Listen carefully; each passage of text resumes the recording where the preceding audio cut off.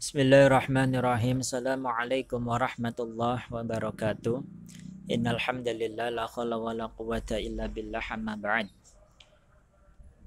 Baik, bagi Anda yang baru bergabung di channel ini, silakan tekan tombol subscribe-nya terlebih dahulu agar saya semakin semangat di dalam membuat konten-kontennya.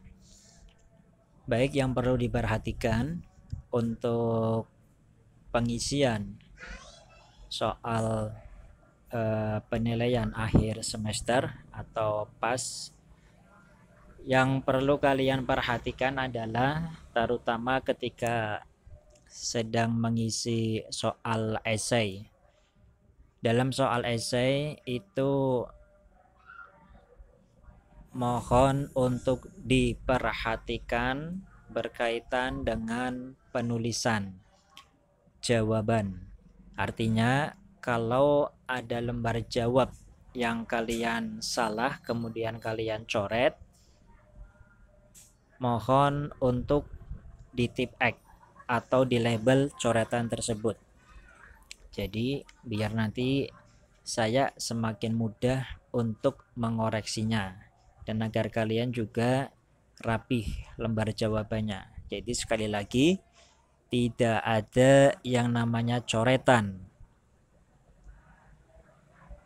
Kalaupun ada, maka sekali lagi tolong untuk di tip X atau menggunakan label. Baik, langsung saja kita bahas soal pertama. Allahumma la tahrimna ajrahu wa la taftinna ba'dahu waghfir lana walahu. Doa tersebut dibaca setelah takbir ke A1, B2, C3, dan D4. Baik, kita ketahui bahwasanya di dalam sholat jenazah, takbir pertama adalah membaca surat Al-Fatihah. Takbir kedua membaca sholawat. Takbir ketiga membaca doa dan doa untuk si mayit atau jenazah. Dan takbir keempat baru membaca doa untuk kaum muslimin wal muslimat. Sehingga jawaban yang tepat adalah D, 4. Soal selanjutnya, sunnah dalam sholat jenazah adalah A. Berdiri bagi yang kuasa, B. Mengucapkan salam, C. Takbir 4 kali, dan D. Israr atau merendahkan suara bacaan sholat.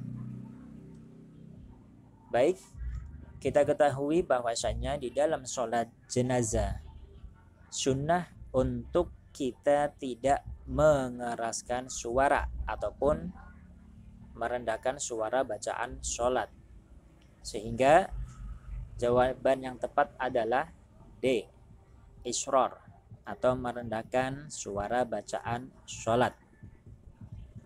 Selanjutnya soal ketiga, an Abi Hurairah radhiyallahu anin Nabi sallallahu alaihi wasallam qala asri'u bil janazah, rawahul Bukhari wa Muslim. Hadis di atas adalah anjuran untuk A. Memandikan jenazah, B. Menguburkan jenazah, C. Menyegerakan menguburkan jenazah, dan D. Menyegerakan membayar hutang jenazah. Baik, jawaban yang tepat adalah C. Menyegerakan mengubur jenazah berkaitan dengan hadis di atas.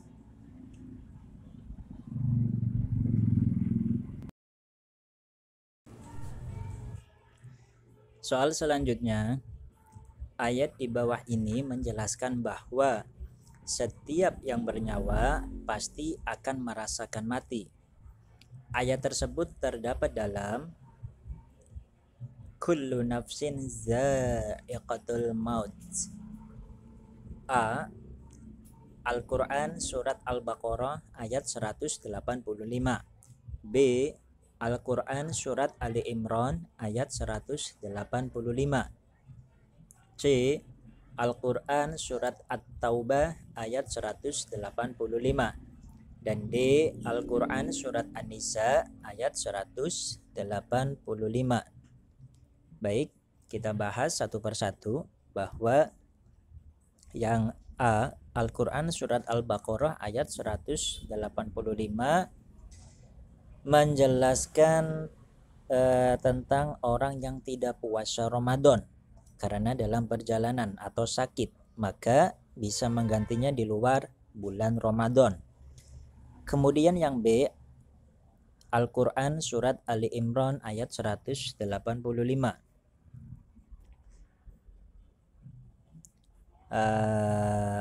menjelaskan tentang kullu nafsin za'iqatul maut, bahwasanya setiap yang bernyawa pasti akan merasakan mati.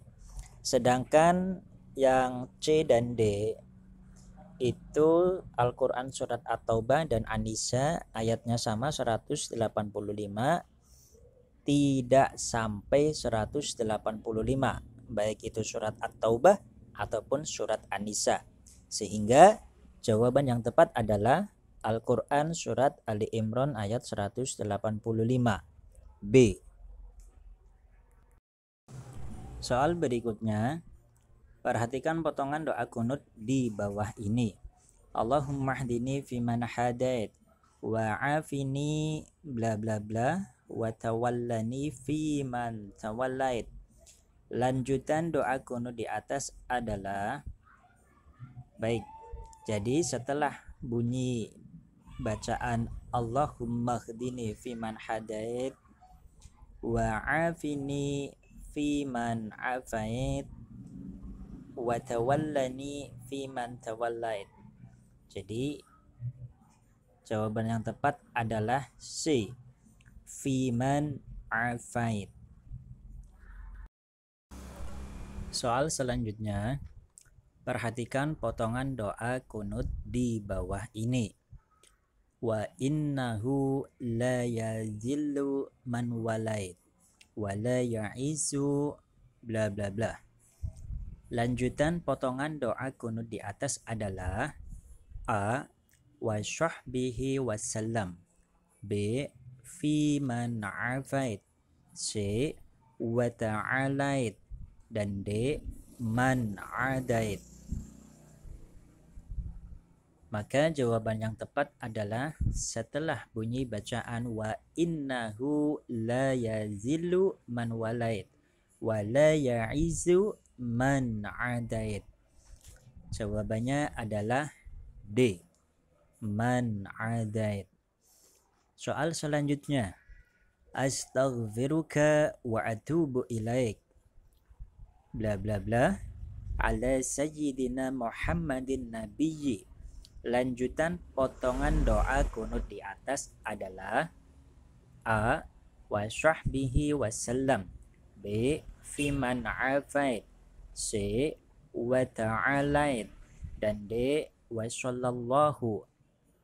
Baik, jawaban yang tepat adalah D, wa sallallahu ala sayyidina Muhammadin nabiyyi.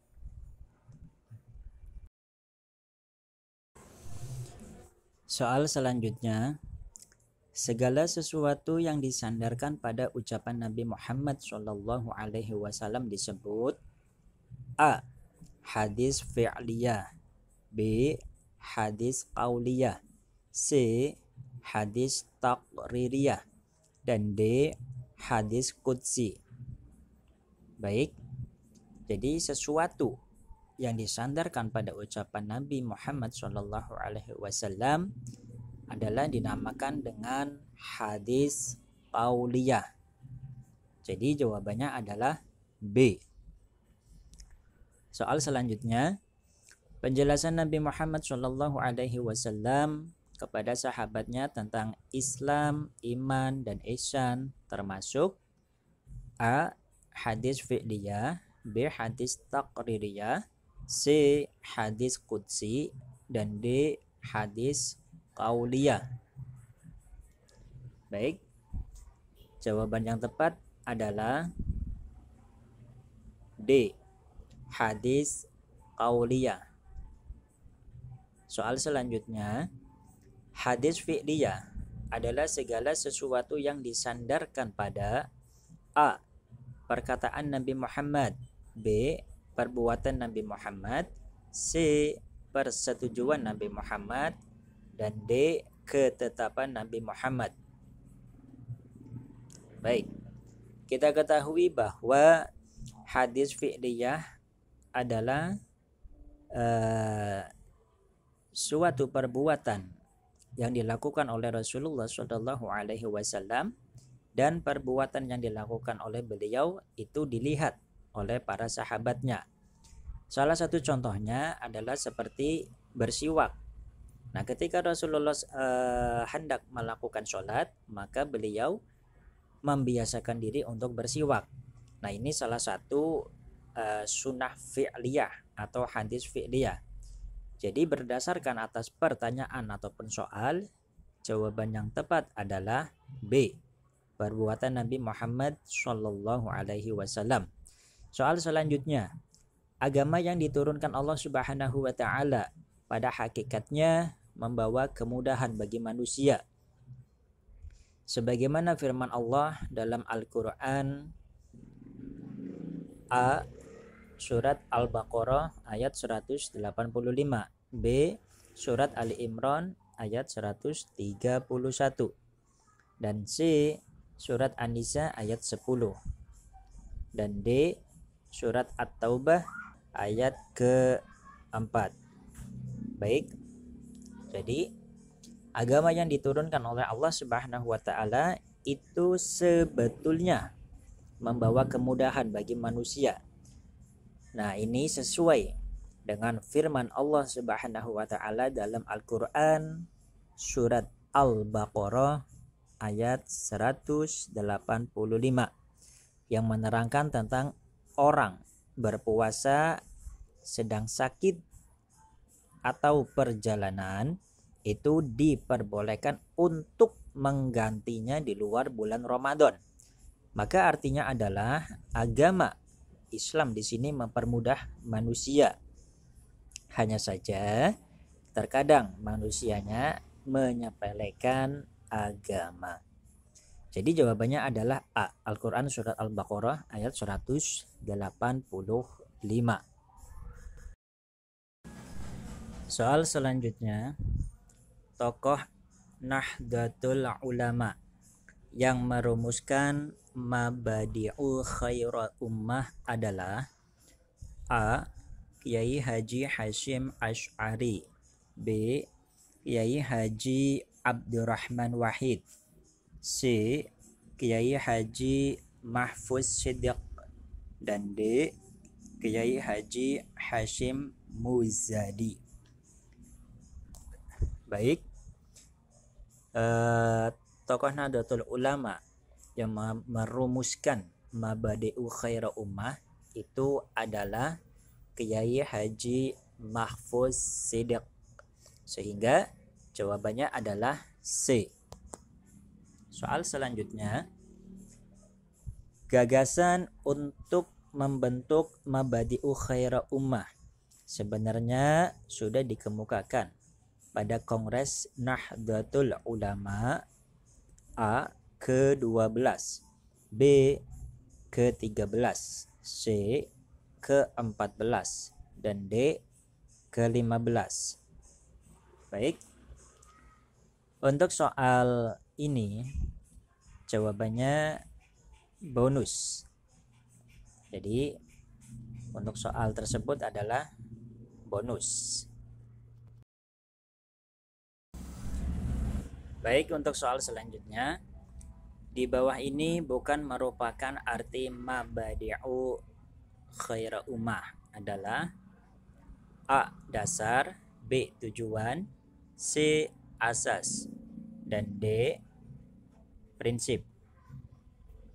Baik, untuk soal tersebut juga bonus. Kemudian kita langsung lanjutkan untuk soal berikutnya. Perhatikan data di bawah ini. 1. Kejujuran. B. Kebenaran. C. Setia. D. Kesungguhan. Dan E. Dapat dipercaya. Dari data di atas, yang termasuk makna butir as-sidqu adalah A. 1, 2, 3, dan 4. B. 1, 2, 3, dan 5. C. 1, 2, dan 4. D. 2, 3, dan 5. Baik, maka yang termasuk makna butir as-sidqu itu terdapat pada 1. Kejujuran, 2.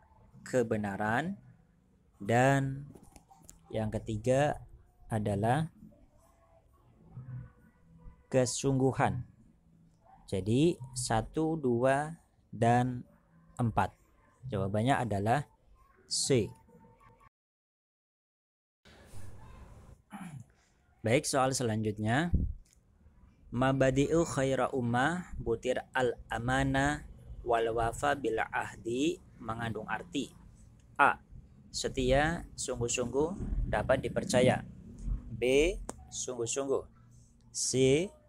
Dapat dipercaya, setia, dan menepati janji. D. Setia, dapat dipercaya, terbuka. Baik, maka jawaban yang tepat adalah C. Dapat dipercaya, setia, dan menepati janji. Nah, ini adalah butir daripada al-amanah wal wafa bil ahdi. Soal berikutnya, Aminah menepati janjinya untuk belajar bersama dengan kelompoknya meskipun hujan deras. Sikap Aminah tersebut merupakan penerapan mabadi'u khaira ummah butir A. As-sidqu. Jadi as-sidqu itu artinya adalah kejujuran atau kebenaran atau kesungguhan atau keterbukaan. Sedangkan yang B, al-amanah wal wafa bil ahdi, itu artinya adalah dapat dipercaya atau menepati janji. Dan C, al-istiqamah, artinya adalah lurus atau menjaga perbuatan baiknya. Ini arti dari istiqamah. Kemudian yang D, at-ta'awun, yaitu artinya adalah tolong menolong. Jadi jawaban sesuai dengan soal yang ada, maka yang tepat adalah B, al-amanah wal wafa bil ahdi, atau dapat dipercaya atau menepati janji. Soal berikutnya. Perhatikan data di bawah ini. 1. Tolong menolong. B. Menepati janji. 1. Tolong menolong. 2. Menepati janji. 3. Gotong royong. 4. Menepati janji. Dan 5. Setia kawan. Dari data di atas, yang merupakan pengertian dari at-ta'awun adalah, jadi at-ta'awun itu artinya adalah tolong menolong. Sehingga jawabannya adalah 1, 3, dan 5. Tolong menolong, gotong royong, dan setia kawan. Jawabannya adalah A. Soal selanjutnya, rumusan Khitah Nahdlatul Ulama pertama kali dirintis oleh Kiai Haji Ahmad Shadiq melalui risalah yang berjudul A. Risalah Nahdiyah, B. Risalah Jam'iyah, C. Khitah Nahdiyah, dan D. Khitah Nahdlatul Ulama. Baik, untuk soal ini jawaban yang tepat adalah A. Risalah Nahdiyah. Soal berikutnya, di bawah ini bukan termasuk butir-butir khitah Nahdlatul Ulama, yaitu A. bidang keagamaan, B. bidang kemasyarakatan, C. bidang kehidupan berbangsa dan bernegara, dan D. bidang politik. Baik, kita ketahui bahwasannya butir-butir khitah Nahdlatul Ulama itu kurang lebihnya ada 9 butir. Dari 9 butir tersebut yang bukan termasuk khitah NU sesuai dengan pernyataan soal yang ada itu adalah D. bidang politik. Selanjutnya, persaudaraan yang tumbuh dan berkembang atas dasar kesadaran berbangsa dan bernegara disebut A. ukhuwah Islamiyah, B. bidang kemasyarakatan, C. bidang kehidupan berbangsa dan bernegara, dan D. bidang politik. Baik, jadi yang bukan termasuk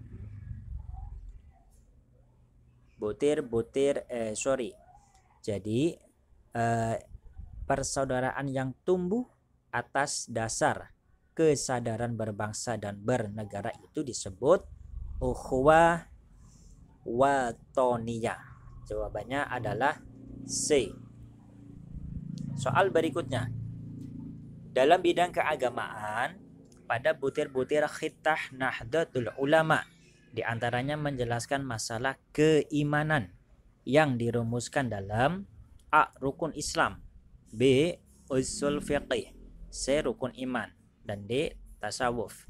Baik, jadi tentu jawaban yang tepat itu adalah C. rukun iman. Soal berikutnya, di bawah ini bukan termasuk watak dan budaya warga Nahdlatul Ulama. A. tasamuh, B. tawazun, C. tawasud, dan D. hasud. Baik, untuk soal tersebut maka perlu kita ketahui bahwa terutama yang D, hasud. Hasud itu adalah sifat iri yang mana merupakan salah satu kotoran hati yang hinggap kepada siapapun.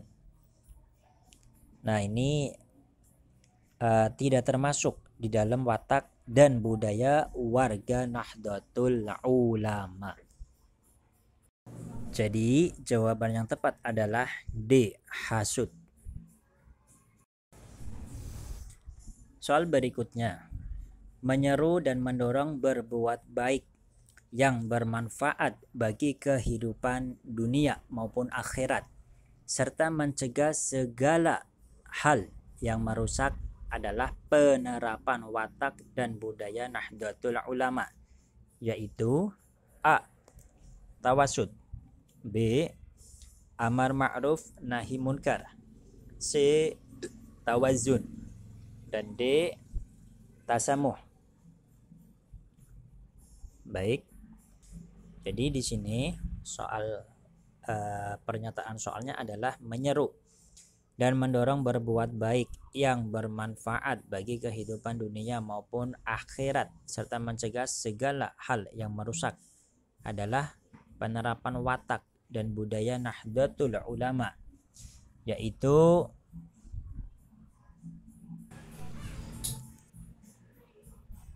B. amar ma'ruf nahi munkar. Dan ada ayatnya yang mana berbunyi kuntum khaira ummatin ukhrijat linnas ta'muruna bil ma'ruf wa tanahuna 'anil munkar wa tu'minuna billah. Jadi kita disuruh untuk berbuat yang ma'ruf dan mencegah dari yang munkar. Jadi jawabannya adalah B. amar ma'ruf nahi munkar. Soal selanjutnya,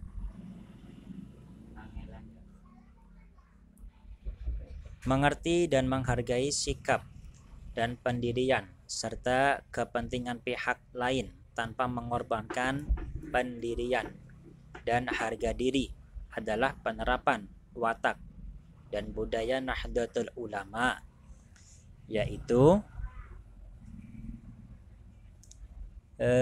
jawaban yang tepat adalah pengertian dari tasamuh, yaitu menghargai sikap dan pendirian serta kepentingan pihak lain tanpa mengorbankan pendirian dan harga diri.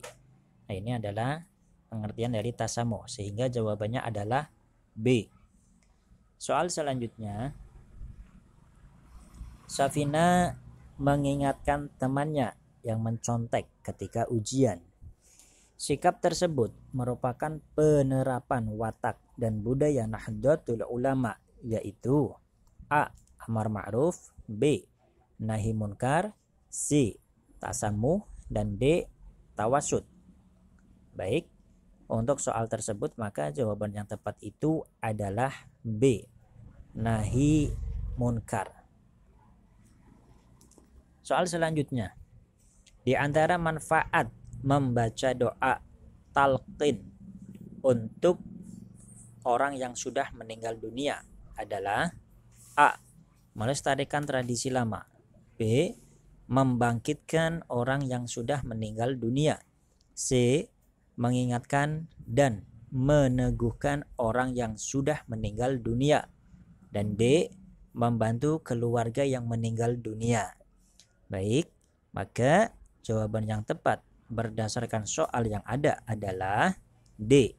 Membantu keluarga yang meninggal dunia. Soal selanjutnya, dapat melepaskan diri dari cinta nafsu duniawi yang berlebihan adalah A. Tujuan ziarah kubur, B. Sunnah ziarah kubur, C. Hikmah ziarah kubur, dan D. Adab ziarah kubur. Baik, jawaban yang tepat adalah C. Hikmah ziarah kubur. Jadi dengan kita sering berziarah kubur, maka hal ini dapat melepaskan diri dari cinta dan nafsu duniawi yang berlebihan. Soal selanjutnya, di bawah ini adalah perbuatan yang tidak boleh dilakukan pada waktu ziarah kubur. A. Membaca surat Yasin, B. Membaca tahlil, C. Membaca kalimat-kalimat thayyibah, dan D. Duduk di atas kuburan. Baik, maka jawaban yang tepat untuk soal tersebut adalah tidak dibolehkan atau dilakukan pada waktu ziarah itu adalah duduk di atas kuburan. Jawabannya adalah D. Soal selanjutnya, tujuan pokok ziarah kubur adalah A. Mencari wangsit, B. Menenangkan diri dari keramaian, C. Mengingatkan manusia akan kematian, dan D. Memperbaiki makam. Baik, jadi tujuan pokok ziarah kubur di sini adalah C. Mengingatkan manusia akan kematian. Soal berikutnya, apa yang dimaksud dengan jenazah? A. Orang yang dirawat di rumah sakit, B. Orang yang dijenguk ketika sekarat, C. Orang yang sekarat, dan D. Mayat atau susunan keranda beserta mayatnya. Baik, jadi yang dimaksud dengan jenazah adalah mayat atau susunan keranda beserta mayatnya. Jadi jawaban yang tepat adalah D. Soal berikutnya, arti kata taksiyah adalah A. Menghibur, B. Menghormati, C. Mengenang, dan D. Mendoakan. Baik, jawaban yang tepat arti dari kata takziah adalah A. Menghibur. Soal selanjutnya, dalam sholat jenazah, jumlah takbirnya adalah sebanyak A. 3 kali takbir, B.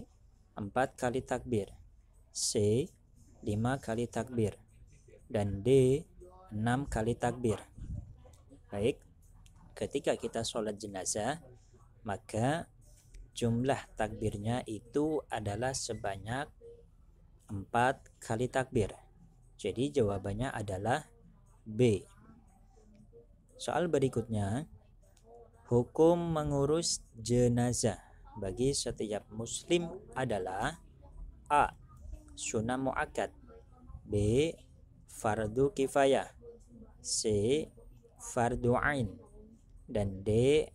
Mubah.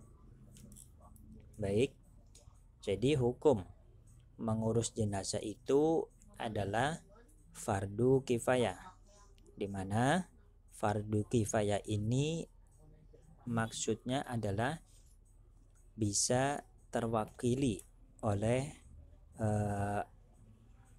orang muslim di suatu tempat. Jadi apabila kita tidak mengerjakan sholat jenazah, maka itu tidak mengapa. Kenapa? Karena sudah ada yang mewakili. Adapun kalau ada jenazah atau mayat ataupun mayit tidak ada yang mengurus, maka di sini umat Islam seluruhnya, terutama di tempat tersebut, adalah mendapatkan dosa. Kenapa? Karena tidak ada yang mengurus. Nah, ini berbeda dengan fardu ain. Jadi jawabannya adalah B, fardu kifayah. Selanjutnya, dalam mensolatkan jenazah, apabila jenazah yang disolatkan adalah laki-laki, maka imam berdiri A. lurus dengan badan jenazah, B. sesuai dengan keinginan imam, C. lurus dengan kepala, dan D. lurus dengan perut. Baik, kita ketahui bahwa ketika kita menemukan jenazah laki-laki, maka hendaknya imam mensolatkan jenazah tepatnya adalah lurus dengan perut. Jadi jawabannya adalah D. Soal selanjutnya, di mana posisi imam sholat apabila jenazahnya perempuan? A. di kepala, B. di kaki, C. di tangan, dan D. di sekitar lambung atau perut. Baik, bahwa ketika kita mensolatkan jenazah dan jenazahnya itu perempuan, maka posisi imam hendaknya berdiri atau tegak di hadapan jenazah antara lambung dengan perut. Jadi jawabannya adalah D. Soal selanjutnya, Dimas ikut mensolatkan saudaranya yang meninggal dunia. Maka Dimas harus melakukan sholat jenazah dengan benar. Di bawah ini adalah rukun-rukun sholat jenazah. 1. Takbiratul ihram. 2. Membaca sholawat Nabi kemudian takbir. 3. Membaca surat Al-Fatihah kemudian takbir. 4. Membaca doa untuk kaum muslimin. 5. Membaca doa untuk jenazah kemudian takbir. 6. Salam. Untuk urutan sholat jenazah yang benar adalah, baik, kita ketahui bahwa ketika sholat jenazah urutan yang benar adalah takbiratul ihram, kemudian membaca surat Al-Fatihah dan membaca sholawat Nabi, kemudian membaca doa untuk jenazah dan membaca doa untuk kaum muslimin, dan yang terakhir adalah salam. Jadi jawaban yang tepat adalah 1, 3, 2, 5, 4, dan 6? Jawabannya adalah D. Baik, selanjutnya adalah soal esai. Nomor 1, jelaskan latar belakang munculnya gerakan Mabadi'u Khaira Ummah. Baik, jawabannya adalah bahwa lahirnya gerakan Mabadi'u Khaira Ummah pada awalnya didorong oleh adanya kesadaran bahwa untuk mewujudkan cita-cita dan tujuan Nahdlatul Ulama harus didukung oleh umat yang memiliki sifat-sifat terpuji dan mental kejuangan yang tinggi, yang mampu mengemban tugas amar ma'ruf dan nahi munkar. Nah, inilah salah satu latar belakang yang inti atau paling pokok lahirnya gerakan Mabadi'u Khaira Ummah. Soal selanjutnya, jelaskan pengertian sunnah menurut ahli usul fiqih. Baik, jawabannya adalah bahwa para ulama usul fikih menjelaskan yang dimaksud dengan sunnah adalah apa yang bersumber dari Nabi Muhammad SAW selain Al-Quran, baik berupa perkataan, perbuatan, atau pengakuan beliau. Nah, inilah pengertian sunnah sederhana secara menurut para ulama usul fiqih. Soal berikutnya, apa sebutan lain dari golongan Mu'tazilah? Baik, jawabannya adalah bahwa sebenarnya kaum Mu'tazilah itu sendiri menamakan golongan mereka dengan sebutan Ahlu al-Adli wa al-Tauhid, yakni golongan yang mempertahankan keadilan dan keesaan Tuhan. Sebutan ini lebih mereka sukai karena bersumber dari dua ajaran pokok, yaitu al-adlu dan al-tauhid. Atau mereka juga sering menamakan golongannya dengan kaum rasionalis. Kenapa? Karena mereka seringkali mengedepankan akal, sehingga terkadang sering disebut dengan kaum rasionalis. Soal berikutnya, jelaskan pengertian Mabadi'u Khaira Ummah menurut istilah. Baik, jawabannya adalah Mabadi'u Khaira Ummah adalah suatu gerakan pembentukan identitas dan karakter warga Nahdlatul Ulama melalui penanaman nilai-nilai yang dapat dijadikan sebagai prinsip-prinsip dasar untuk menjadi umat is the best atau umat yang terbaik. Nah, inilah pengertian sederhana tentang Mabadi'u Khaira Ummah. Soal berikutnya, buatlah contoh A. Hadis qauliyah, B. Hadis fi'liyah, dan C. Hadis taqririyah. Baik, untuk jawaban soal tersebut adalah yang pertama hadis qauliyah. Hadis qauliyah ini adalah bersumber dari ucapan Rasulullah SAW. Contohnya seperti khairukum man ta'allamal Qur'an wa 'allamah, yang mana artinya adalah sebaik-baik di antara kalian adalah yang mempelajari Al-Qur'an dan mengamalkannya. Nah, ini adalah contoh hadis qauliyah. Kemudian yang B, hadis fi'liyah, di mana hadis fi'liyah ini adalah bersumber dari perbuatan Rasulullah SAW. Contohnya adalah seperti sebelum sholat Rasulullah terbiasa membersihkan mulutnya dengan memakai siwak terlebih dahulu. Nah, ini salah satu contoh hadis fi'liyah. Kemudian yang C adalah hadis taqririyah, di mana hadis taqririyah ini adalah berkaitan dengan peristiwa sahabat.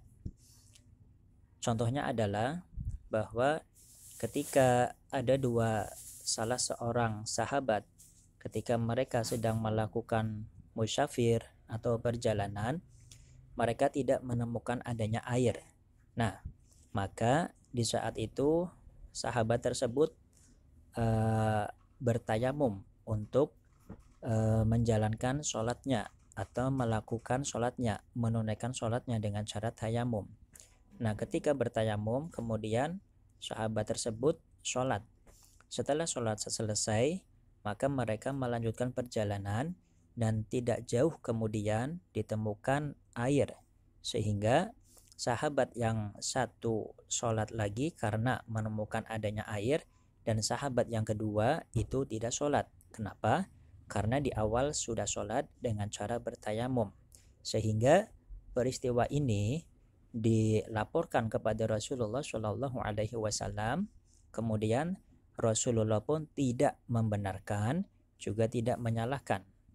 Rasulullah hanya diam ketika ada laporan-laporan tersebut, sehingga bagi orang yang melaksanakan kesimpulannya adalah yang melaksanakan sholat 2 kali, maka sahabat tersebut mendapatkan pahala 2 kali, sedangkan mereka satu sahabat yang melaksanakan sholat hanya sekali, yaitu dengan cara bertayamum, maka sahabat tersebut pun sama mendapatkan pahala, akan tetapi satu kali dibandingkan dengan sahabat yang kedua. Jadi di sini tidak ada yang namanya salah, semuanya benar. Nah, inilah contoh-contoh dari hadis qauliyah, fi'liyah, dan taqririyah. Semoga bisa bermanfaat buat kita semua dengan adanya pembahasan mengenai tentang soal-soal latihan penilaian akhir semester.